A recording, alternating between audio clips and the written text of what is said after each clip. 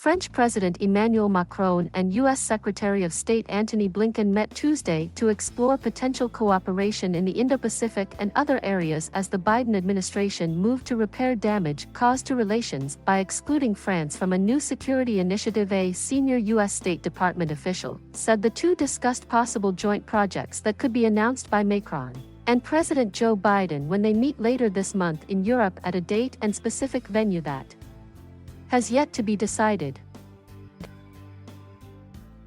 The official didn't elaborate on what those projects might be, but said they would likely involve the Indo-Pacific and Western efforts to blunt China's growing there and elsewhere, NATO and other transatlantic objectives involving the European Union, and counterterrorism cooperation in Africa's Sahel region. The official said Macron and Blinken had agreed to use the SPAT as an opportunity to deepen and strengthen coordination and characterized the talks as very productive, while allowing that a lot of hard work remains ahead. The official spoke to reporters on condition of anonymity to discuss the closed-door talks between Macron and Blinken at the Élysée Palace that hadn't appeared on Blinken's official schedule for the day. The roughly 40-minute, one-on-one meeting came amid French demands for the US to restore trust that was ruptured with last month's announcement of a three-way Indo-Pacific agreement between Australia, Britain and the US known as AUKUS. A French official, speaking under customary anonymity, said that length, face-to-face meeting came immediately after Blinken had seen Macron's national security advisor Emmanuel.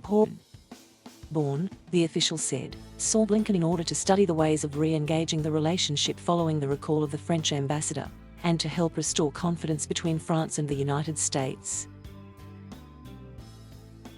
US officials have acknowledged that the announcement was handled poorly and could have benefited from coordination with France and other members of the European Union, all of which were excluded.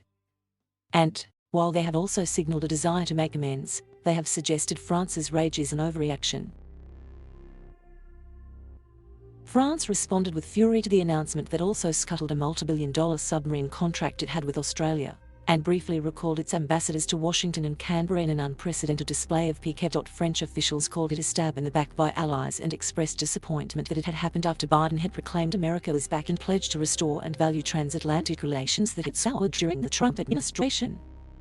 The French have said repeatedly it will take much time and work to overcome the rift and that the incident underscores the need for Europe to develop its own security and defense plans as well as adopting a European strategy to counter growing challenges from China. Blinken is in the French capital for a two-day international economic conference that has been overshadowed by the AUKUS controversy that erupted on September 15 with the announcement of the project. Ahead of his visit, his second to France as Secretary of State but first since the rupture, Blinken met Friday with French Ambassador Philippe Etienne on his return to Washington after having been recalled to Paris by Macron. Blinken, a fluent French speaker who grew up and went to high school in Paris, has expressed disappointment that France has reacted so harshly to AUKUS. He and others have suggested some degree of French anger is related to domestic French politics and the shifting dynamics within the EU, which will soon see Angela Merkel depart as the leader of Germany after 16 years in power. Blinken's visit follows a September 22 phone call between Biden and Macron, who have agreed to try to calm matters. The ostensible reason for Blinken's trip to France, which had been planned well before the AUKUS ruckus, is to co-chair a ministerial meeting of the Paris-based Organization for Economic Cooperation and Development on Tuesday and Wednesday about climate change and security. Former Secretary of State and current US climate envoy John Kerry is also attending the OECD talks, which are taking place just weeks before the next U.N-backed international conference on climate, in Glasgow, Scotland. Thank you for watching. Please subscribe